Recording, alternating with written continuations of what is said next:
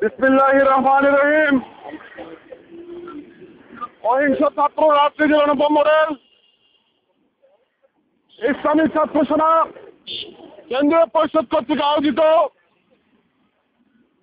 জাতীয় বিশ্ববিদ্যালয় সহ সকল বিশ্ববিদ্যালয়ে মাদ্রাসা শিক্ষার্থীদের ভর্তি বৈষম্য দূর করে সম অধিকার প্রতিষ্ঠার দাবিতে আজকের মানববন্ধনের বন্ধুবর সভাপতি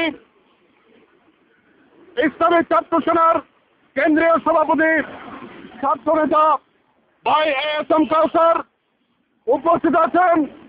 মানববন্ধনের প্রধান অতিথি ইসলামিক ফ্রন্ট বাংলাদেশ কেন্দ্রীয় পরিষদের সংগ্রামী সিনিয়র ভাইস চেয়ারম্যান এবং ইসলামিক ফাউন্ডেশনের সম্মানিত গভর্নর জননেতা শাইখ খন্দকার গোলাম মাওলানা নকশবন্দি এবং উপস্থিত আছেন ইসলামিক ছাত্র সেনা ঢাকা বিশ্ববিদ্যালয়, জগন্নাথ বিশ্ববিদ্যালয় সহ ঢাকা মহানগর নেতৃবৃন্দ। আসসালামু আলাইকুম ওয়া রাহমাতুল্লাহি ওয়া বারাকাতুহু।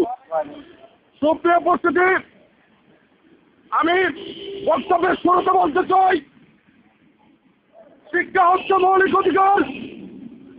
শিক্ষা হচ্ছে সমান অধিকার দিতে হবে। যেহেতু আমাদের সংবিধান রয়েছে, বাঙালি জাতি 1971 সালের 16 ডিসেম্বর রক্তক্ষয়ী মুক্তিযুদ্ধের মাধ্যমে এই বাংলার স্বাধীনতা অর্জন করেছিল। এই স্বাধীনতার লক্ষ্য ছিল বাংলাদেশের সকল নাগরিক সমান অধিকার ভোগ করবে, ধর্ম, লিঙ্গ, বর্ণ নির্বিশেষে বাংলার জনগণ সমান অধিকার ভোগ করবে। এটাই ছিল বাংলার স্বাধীনতার মূল লক্ষ্য।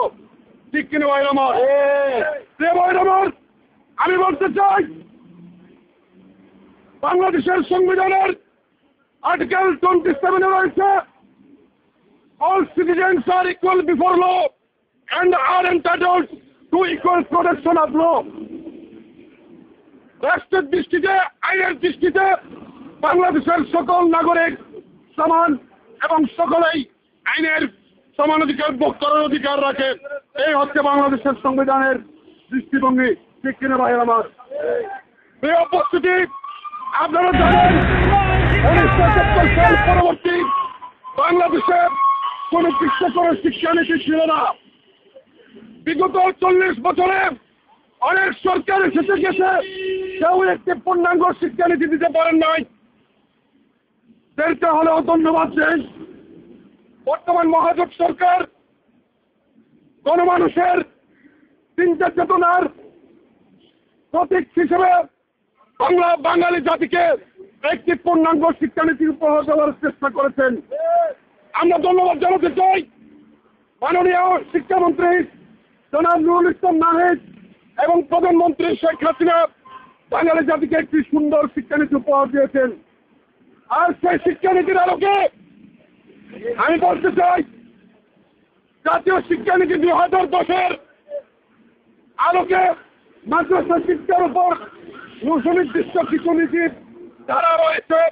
সেখানে বলা হয়েছে বাংলাদেশের মাদ্রাসা শিক্ষার্থীরা কলেজ বিশ্ববিদ্যালয়ের শিক্ষার্থীদের মতো সমান অধিকার পাবে। প্রিয় উপস্থিতি, আমি বলতে চাই, ইসলামী ছাত্র সেনা, ইসলামিক ফ্রন্ট বাংলাদেশ এর পক্ষ থেকে আমরা বলতে চাই, যেহেতু আগে কখনো শিক্ষানীতি ছিল না, জেনে ভাবে শিক্ষানীতি চলেছে, কিন্তু বর্তমান সরকার একটি শিক্ষানীতি দিয়েছেন। সেই শিক্ষানীতির আলোকে শিক্ষা অঙ্গন পরিচালনা করতে হবে। সত্যজনক হলেও সত্য, প্রিয় ভাইয়ের আমার, যেখানে গণপ্রজাতন্ত্রী বাংলাদেশ সরকার মাদ্রাসা শিক্ষার্থীদের সমান অধিকার দেওয়ার কথা বলেছেন, সেখানে আমরা দেখতে পেয়েছি চলমান ভর্তিতে মাদ্রাসা শিক্ষার্থীদের ভর্তিতে পথ রুদ্ধ করা হয়েছে। ঠিক কিনা ভাই? আমাদের আন্দোলন কোন ব্যক্তি বিশেষের বিরুদ্ধে নয়, আমাদের আন্দোলন কোন নেতা বা অফিসারদের বিরুদ্ধে নয়। আমরা আপনাদের এই নীতির সমালোচনা করছি, এই নীতির প্রতিবাদ করছি। কেননা যেখানে শিক্ষামন্ত্রী মহোদয় তিনি বলেছেন মাদ্রাসা শিক্ষার্থীদের তাদের ন্যায্য অধিকার দেওয়া হবে। আর সেখানে জাতীয় বিশ্ববিদ্যালয় বলছে মাদ্রাসা শিক্ষার্থীদের ভর্তি করা যাবে না। এক দেশ দুর্নীতি থাকতে পারে না। এই দেশ একদিকে চলবে।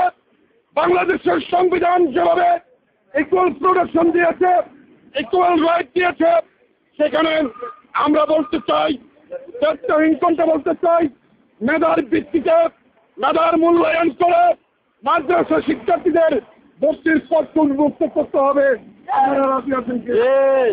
প্রিয় ভাইয়ের আমার, আমি বলতে চাই আগামী 12 ডিসেম্বর স্নাতকোত্তর পর্যায়ে জাতীয় বিশ্ববিদ্যালয়ের ফরম জমা দেওয়ার লাস্ট দিন। সর্বশেষ নির্ধারণ করা হয়েছে 12 ডিসেম্বর, কিন্তু জাতীয় বিশ্ববিদ্যালয়ের কর্তৃপক্ষ তারা বলেছেন যেহেতু মাদ্রাসা শিক্ষার্থীদের 1400 নম্বরের পড়া নাই, তারা ভর্তি হতে পারবে না। আমি বলতে চাই আপনারা কুম্ভকর্ণার মতো ঘুমায়ে এই কথা বলতে পারেন না মাদ্রাসা শিক্ষার্থীরা 1400 নম্বর পড়েন নাই, এই কথা আপনারা বলতে পারেন না। আমি বলতে চাই আপনারা চোখ কান খোলা রেখে সচেতন জনতা হিসেবে আপনারা দেখুন 2007 সালে মাদ্রাসা শিক্ষার্থীরা 2 বার ফাজিল পরীক্ষা দিয়েছেন।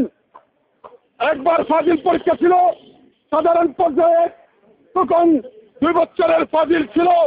আর 2007 সালে বাংলাদেশ সরকার, তৎকালীন তত্ত্বাবধায়ক সরকার, তারা মাদ্রাসা শিক্ষার্থীদের জন্য আবার 200 নম্বরের একটা পরীক্ষা নিয়েছেন এবং ফাজিল বিশেষ ডিগ্রির সেই পরীক্ষা দিয়ে মাদ্রাসা শিক্ষার্থীরা তাদের মেধার ভিত্তিতে তারা তাদের যোগ্যতা প্রমাণ করেছে। আমরা বলতে চাই গত 30 এপ্রিল ইসলামিক ছাত্র সেনার কেন্দ্রীয় পরিষদ জাতীয় প্রেস ক্লাবের শিক্ষা সেমিনার করেছেন। আর শিক্ষা সেমিনার করে আমরা বসে থাকি নাই, আমরা সেদিনই মাননীয় প্রধানমন্ত্রী জননেত্রী শেখ হাসিনার হাতে আমরা আমাদের প্রবন্ধ উপস্থাপন করেছি। আমাদের নেতৃবৃন্দের মাধ্যমে আপনারা এই কথা নোট করতে পারেন। আমি বলতে চাই সাংবাদিক ভাইয়ের আমার এবং গণমাধ্যম কর্মীরা এবং বন্ডার সংস্থার ভাইয়েরা আমাদের জ্ঞাতত্ব বলতে চাই, আপনারা সেটা যাচাই করতে পারেন। আমাদের 30 এপ্রিলের সেই শিক্ষা সেমিনার মাননীয় প্রধানমন্ত্রীর নিজ হাতে আমাদের কাছ থেকে গ্রহণ করেছেন। সেই শিক্ষা সেমিনার আমি নিজ হাতে মাননীয় প্রধানমন্ত্রীর হাতে অর্পণ করেছিলাম, আর তিনি সেটা দেখেছেন। পরবর্তীতে ডিক্লারেশন দেওয়া হলো মাদ্রাসা শিক্ষার্থীরা তাদের যোগ্যতার ভিত্তিতে বিভিন্ন জায়গায় অংশগ্রহণ করবেন। কিন্তু আজকে জাতীয় বিশ্ববিদ্যালয় মাদ্রাসা শিক্ষার্থীদের ভর্তির পথে গুরুত্ব করেছে।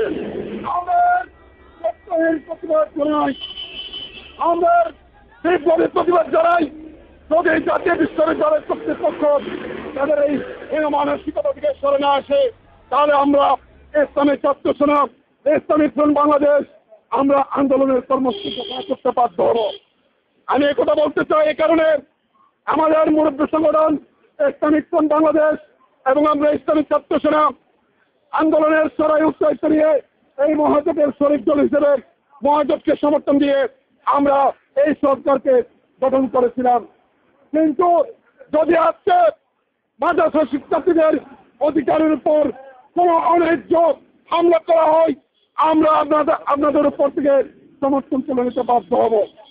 কারণ বাংলার জনগণ বিশ্বাস করে মাদ্রাসা শিক্ষার থেকে আলোকবর্তীকে দেখানো হয়। মাদ্রাসা শিক্ষা ধর্ম এবং নৈতিকতার মূল্যবোধকে রক্ষা করে সাথে সাথে জাতীয় বিশ্ববিদ্যালয় এবং ঢাকা বিশ্ববিদ্যালয় সহ সকল পাবলিক বিশ্ববিদ্যালয়ের ছাত্রছাত্রীদের মতো তারা তাদের পড়ালেখা করছে। আমি একথা বলতে চাই এই কারণে মাদ্রাসা শিক্ষার্থীরা শুধু আরবি, কুরআন, হাদিস শুধু এই লেখাপড়ার মধ্যে তারা সীমাবদ্ধ নয়।